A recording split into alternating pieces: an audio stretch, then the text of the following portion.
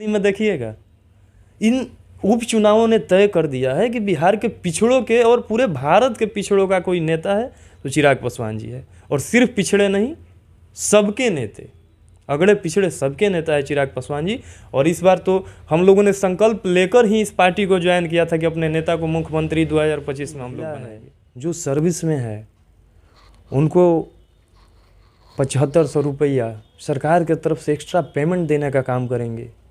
जो महिलाएं गांव में भी रह रही है, गर्भावस्था के दौरान उनको कोई प्रॉब्लम ना हो, इसके लिए हम लोगों ने राशि भुगतान का मतलब उसमें रोड मतलब ये दाग था कि किसी एक जाति का राजनीति हमारे नेता के ऊपर, तो ये रिकॉर्ड वहाँ पे टूटा। आधे से ज़्यादा वहाँ बामन, राजपूत और भूमिहार लोग थे और आधे से ज़्यादा यादव पासवान थे। ये हमारी बिहार के नेता चिराग पासवान जी का बढ़ता हुआ पब्लिसिटी है। ताड़ी भी बंद हो गया। ताड़ी से परिवार का, पासी परिवार का व्यवसाय चलता था। इस चीज़ का अंदाज़ा है माननीय मुख्यमंत्री जी को? हाँ, शराबबंदी कानून की समीक्षा एकदम होनी चाहिए बिहार के अंदर में। अभी जो आज हमारे साथ बात करने के लिए युवा लोजपा रामविलास के प्रदेश प्रवक्ता विराट ओझा जी हैं। चलिए मैं इनसे सीधे जुड़ता हूं और जानने का प्रयास करूंगा कि ये बिहार की राजनीति में चिराग पासवान को कहां देख रहे हैं। IBN 7 भारत में आपका स्वागत है। जी, आपको बहुत बहुत धन्यवाद। अभी आप देख रहे होंगे कि चिराग पासवान पूरे बिहार में घूम रहे हैं और आरा से पदयात्रा की शुरुआत किए थे कि बिहार बचाओ पदयात्रा की शुरुआत किए थे। इस पदयात्रा से क्या मिलने वाला है उनकी पार्टी को या चिराग पासवान को? सबसे बड़ी बात है महोदय कि आज के दौर में बिहार और बिहार की जो राजनीतिक तंत्र है वो एक अस्थिरता के दौर से गुजर रही है। बिहार में अपराध सरेआम है, अपराधी बेलगाम है। अकेले आपके भोजपुर शाहाबाद में 11 दिनों के अंदर में 11 मर्डर हुआ है। लूट, हत्या और रंगदारी का जो ये राज कायम किया जा रहा है सुशासन बाबू के सरकार के द्वारा, उसके खिलाफ में बिहार बचाओ मुहिम लेकर हमारे आदरणीय नेता चिराग पासवान जी बिहार बचाओ पदयात्रा कर रहे हैं और अपार जन समर्थन मिल रहा है। आप लोगों ने अभी देखा कि हमारे नेता ने आशीर्वाद यात्रा निकाला। बिहार की जो सरकार है, हमारे मुख्यमंत्री आदरणीय श्री नीतीश कुमार जी, इनके सामने नहीं झुकने का जो दंड चिराग पासवान को और समस्त बिहार के जनता को मिल रहा है। आप देखिए कि हमारे नेता जब अस्तित्व के लड़ाई में मुख्यमंत्री के साथ समझौता नहीं किए तो उनके पार्टी को तोड़ा गया, उनके परिवार को तोड़ा गया। लेकिन हमारे नेता कहीं झुकने वाले नहीं हैं। हमारे नेता लगातार संघर्षरत है। वो हत्या के खिलाफ में, लूट के खिलाफ में, रंगदारी के खिलाफ में। हम लोगों ने 90 का दौर नहीं देखा है। हमने अपने पिताजी से सुना था कि एक 90 का दौर था, लेकिन आज जो बिहार का सिचुएशन हुआ है, बिहार में एक कंटिन्यू अपराध बढ़ रहा है। अभी आप भोजपुर और इसके आसपास से सटे इलाकों को देख लीजिए। कोइलवर बिहटा में जो हादसा हुआ, आप मीडिया के साथ ही आप लोग वहाँ पे थे। अभी शाहपुर की जो स्थिति हो रही है, ये भी आप लोग मीडिया के साथ ही कवरेज कर रहे हैं।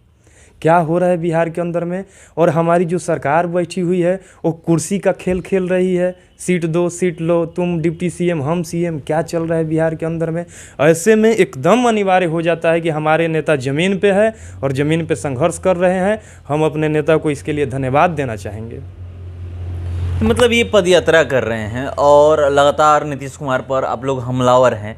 चिराग पासवान आते हैं और कहते हैं कि ये 17 सालों में नीतीश कुमार जी ने बिहार को बहुत पीछे धकेल दिया है। और आप लोग ये भी कह रहे हैं कि आप उस दौर को देख लीजिए। अभी आपने कहा कि 90 के दौर हम लोगों ने नहीं देखा है, हम अपने पिताजी के मुंह से सुने हैं। तो क्या अब भी लग रहा है कि अभी जो वर्तमान में स्थिति है वो 90 में पहुंच गई है?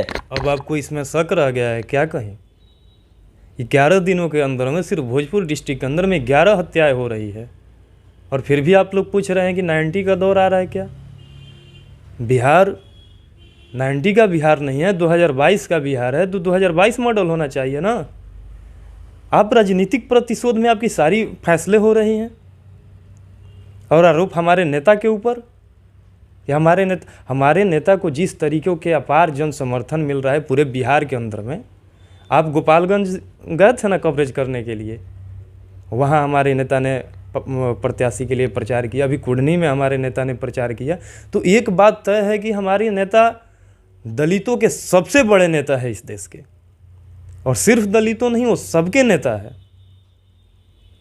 तो हमारे आदरणीय राष्ट्रीय अध्यक्ष चिराग पासवान जी के जो बढ़ती हुई पब्लिसिटी है, उससे कहीं ना कहीं मुख्यमंत्री घबराए हुए हैं,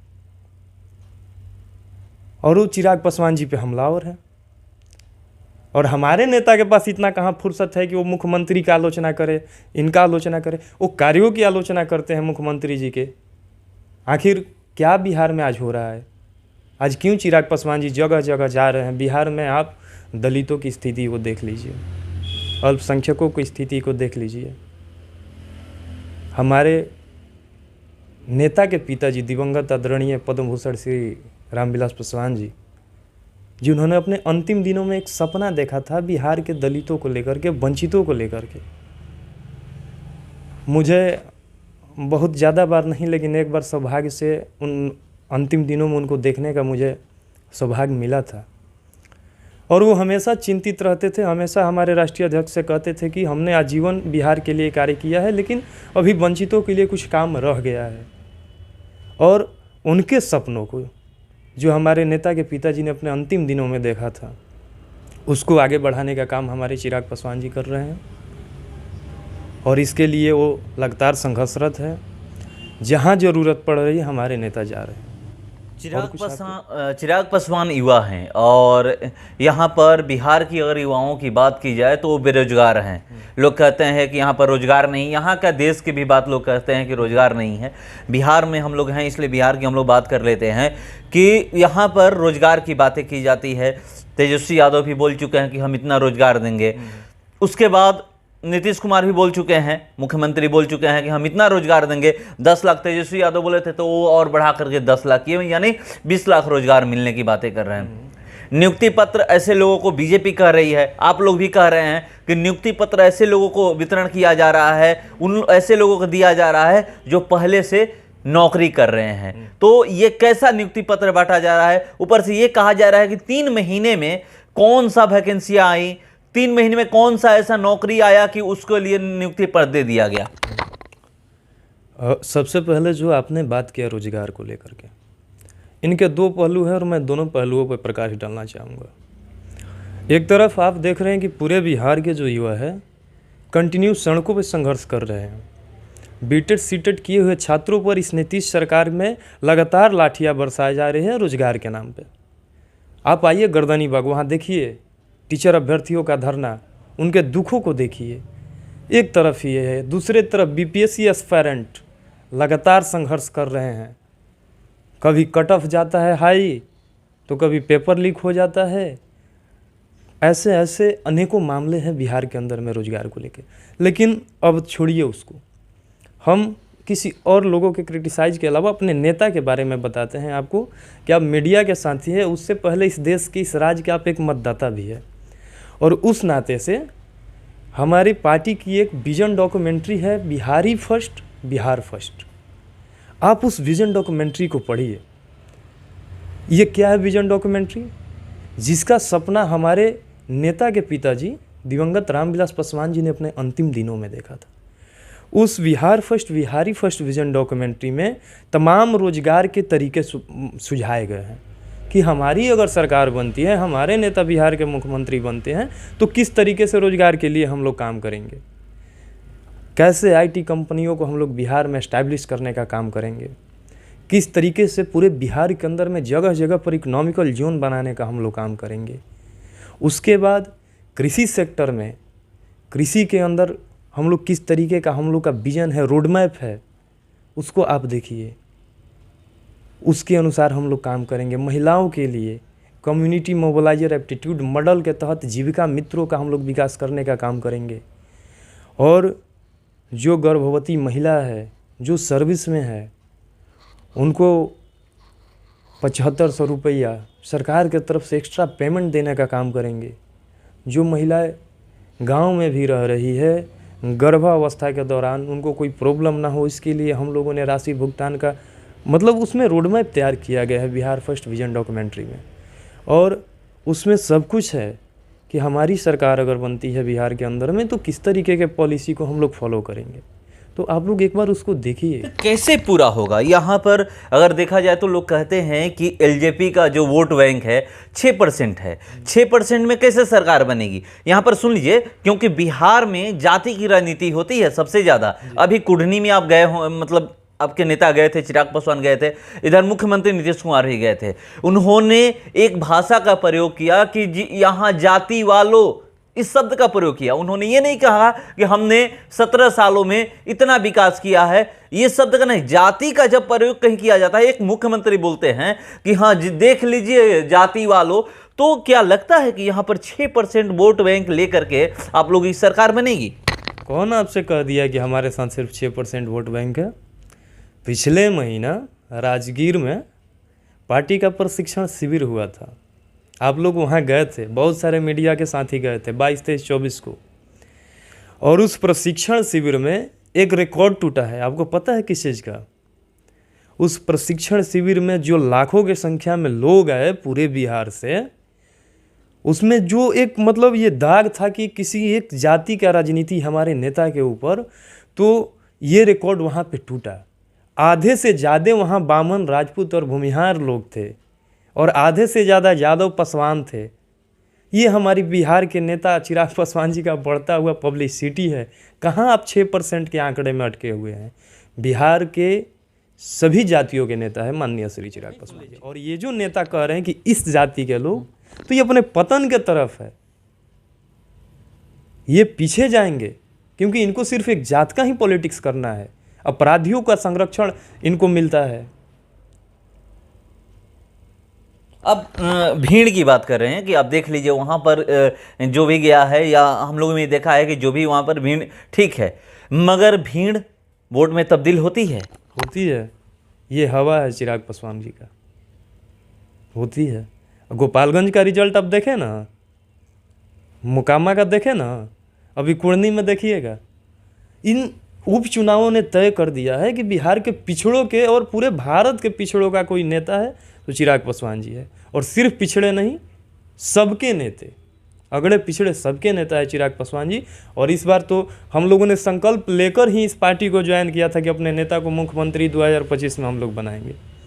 इस संकल्प के साथ हम लोग पार्टी की सदस्यता लिए थे और हम लोग संघर्षरत थे। कुढ़नी में वोटिंग हो चुका है, मतगणना है, क्या जीत होगी? 100% जीत हो रही है। आपको डाउट है क्या इसमें? 100% हम लोग जीत रहे हैं। वहाँ उधर से भी लोग दावे कर रहे हैं।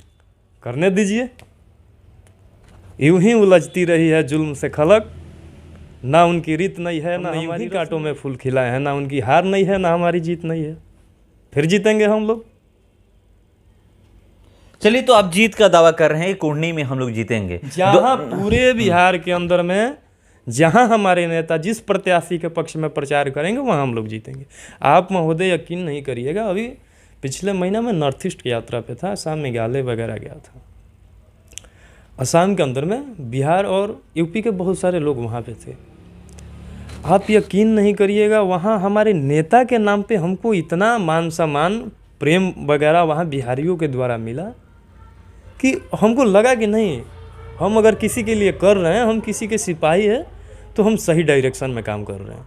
ये चीज़ हमको नॉर्थ ईस्ट में जाके फील हुआ, सिर्फ बिहार नहीं। आने वाले दिनों में हमारे राष्ट्रीय अध्यक्ष पूरे देश के नेता बनेंगे। और सबसे बड़ी खुशी ये है कि हमारे राष्ट्रीय अध्यक्ष खुद युवा है, और एक युवा के साथ चल रहा है।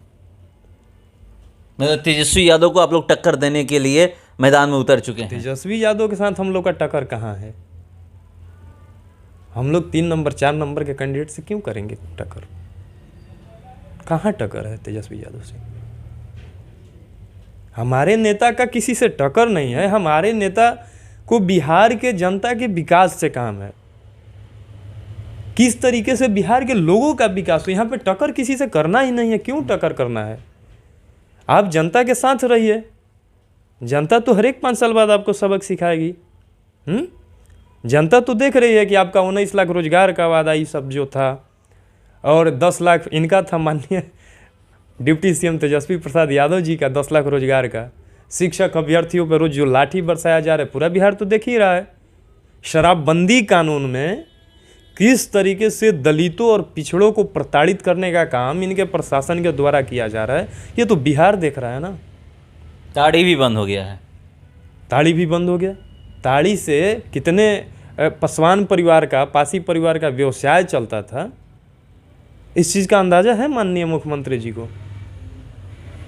हाँ, शराबबंदी कानून की समीक्षा एकदम होनी चाहिए बिहार के अंदर में। अभी जो सिचुएशन बन गया है, मांझी तो लगातार कह रहे हैं कि अगर कोई एक क्वार्टर लेकर के रात को सोता है तो उसमें कोई ये नहीं है, ये बंद, ये उनका मामला है, वो क्या कर रहे हैं, वो कुछ भी कहते रहते हैं। माननीय पूर्व मुख्यमंत्री है और हमारी इतनी बिसात कहाँ है कि हम पूर्व मुख्यमंत्री जी को कुछ कहेंगे। उनका छोड़ ही दिया जाए, वो बिहार के राजनीति में एक होते हैं, वो कैरम के साइड वाले गोटी है। खैर कोई बात नहीं।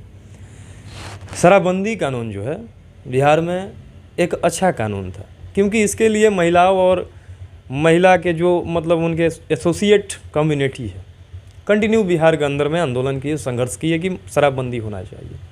लेकिन माननीय मुख्यमंत्री जी का ये जो फैसला हुआ, ये एकदम जुमला बन गया, डिफ़िकल्ट टाइप का शराबबंदी। हर जगह शराब तो मिल ही रहा है, तो शराबबंदी कानून बढ़िया है, इसकी समीक्षा होनी चाहिए। जितने बैकवर्ड कास्ट के लोगों को, और कास्ट ही नहीं, जितने पिछड़े लोग हैं आर्थिक, सामाजिक और शैक्षिक रूप से, और उनको शराबबंदी कानून के नाम पे फंसा करके जेल में डाला गया, उनको तुरंत छोड़ देना चाहिए, ऐसा मेरा मानना है। तो ये कह रहे हैं कि जो अगर शराब बेच रहा है या ताड़ी बेच, जो भी चीज़ बेच रहा है, तो अगर वो नहीं बेचता है और आकर के हमसे बोलता है तो हम 1 लाख रुपया देंगे। सुनिए, अगर यहाँ पर शराबबंदी है और कोई सामने से जाकर बोलेगा दीजिए, अरे भैया, माननीय मुख्यमंत्री जी कब क्या कह देंगे खुद उन्हीं को नहीं पता रहता है। इससे पहले आपने एक स्टेटमेंट सुना था ना कि दलितों की हत्या होगी तो 4 लाख रुपया मिलेगा, सुने थे ना? इसका क्या मतलब है कि आप हत्या करवाइएगा 4 लाख रुपया के लिए? हाँ, अब सब युवा जो है, जो बेरोजगार है, पहुंच जाए मुख्यमंत्री के दरबार में कि हम सब लोग ताड़ी और दारू के कारोबार में हो, 1-1 लाख रुपया दीजिए। अरे रोजगार होगा ही नहीं, शराबबंदी को लेकर तो होगा नहीं, क्योंकि जो भी कहेगा जाएगा कि हम शराब बेचते हैं, प्रशासन पहले उसी को पकड़ के जेल में डाल देगी। हाँ, तो ये मुख्यमंत्री जी का जुमला फ्रंट पूरा बिहार देख रहा है ना। तो इसका फैसला 2025 में और 2024 लोकसभा चुनाव में बिहार की जनता बखूबी करेगी। हम लोग का भरोसा बिहार के जनता पे है, और हमारे नेता कंटिन्यू बिहार के जनता के साथ मैदान में डटे हैं। वो दिल्ली जाते हैं, और दिल्ली से आते हैं तो सीधे जनता के बीच में रहते हैं। चलिए, तो अब 2024 और 25 का इंतजार करते हैं। 2024 में लोकसभा का चुनाव है और 2025 में विधानसभा का चुनाव है। यहाँ पर बात हो रही है बिहार फर्स्ट, बिहारी फर्स्ट का, क्योंकि ये इनका विजन है, चिराग पासवान का विजन है। आप सभी जानते हैं कि उन्होंने जब चुनाव 2020 में हुआ था, अकेले चुनावी मैदान में थे, और उन्होंने यही कहा था कि हम जनता के लिए लड़ रहे हैं और बिहारियों के लिए लड़ रहे हैं। कि आप लोग एक चीज़ बताइए कि आप लोग एनडीए में शामिल हो चुके हैं या फिर होना है? इसका फैसला हमारे राष्ट्रीय अध्यक्ष करेंगे। मतलब अभी निर्णय नहीं हुआ है?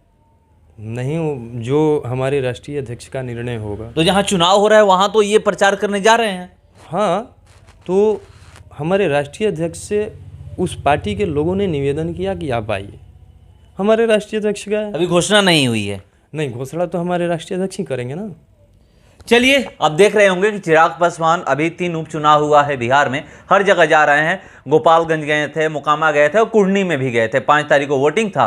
8 को कुढ़नी की गिनती है, वोटों की गिनती है। उस दिन आपको पता चलेगा कि कुढ़नी में कौन जीतता है। मगर चिराग पासवान दावा कर चुके हैं कि कुढ़नी में एक बार फिर से एनडीए के जो उम्मीदवार हैं वही विजयी होंगे। चलिए, हम लोग इंतजार करते हैं, और जो इनका विजन है उस पर जब तक ये मुख्यमंत्री नहीं बनेंगे तब तक वो विजन बिहार में लागू नहीं होगा। तो 2025 में बिहार की जनता किसको मुख्यमंत्री बनाएगी, अब हम लोग उस दिन का इंतजार करते हैं। फिलहाल इस खबर में इतना ही। बने रहिए हमारे साथ। नमस्कार।